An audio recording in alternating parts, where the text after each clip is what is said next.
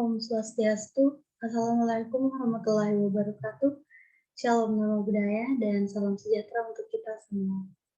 Jadi pada video singkat hari ini, saya akan menjelaskan sedikit materi dari morfologi dan struktur sel bakteri pada mata kuliah bakteriologi dan mikologi. Sedikit ringkasan dari materi sebelumnya di nomenklatur dan klasifikasi sel bakteri. Bakteri itu tergolong ke dalam prokaryotes, dinding selnya peptidoglikan dan pembelahannya dilakukan secara biner. Dan untuk punjai atau jamur, dinding selnya berupa chitin, dia tergolong ke dalam eukaryotes dan sumber energi utamanya hanya berasal dari bahan-bahan organik. Morfologi sel bakteri. Secara makroskopis, itu dapat dilihat pada media agar plate. Bentuknya ada yang halus, ada yang kasar, dan ada yang bermukoid atau berlendir. Dan untuk mikroskopis dibagi menjadi 3, ada yang shape atau bentuk, ada yang size atau ukuran dan arrangement. Dan untuk shape atau bentuk terbagi menjadi 3 jenis utama, yaitu fokus atau bulat, basili atau tabung, dan spiral. Next ada struktur sel bakteri.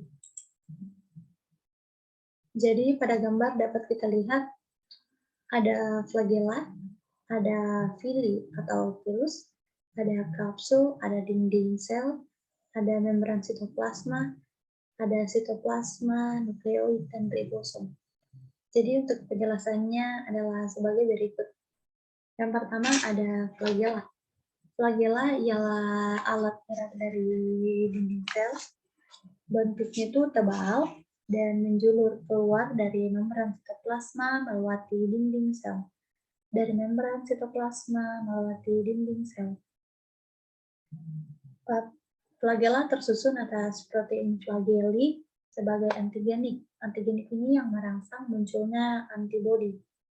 Aktivasi jaraknya dipengaruhi oleh panas, sinar, dan zat-zat kimia.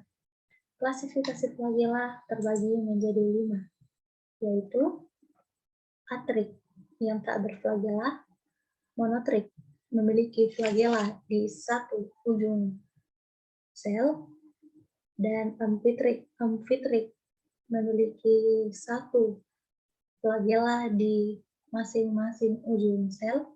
Ada lofotrik memiliki banyak flagella di salah satu ujung sel, dan ada peritrik yang memiliki banyak flagella di kedua ujung selnya. Lalu yang kedua ada villi.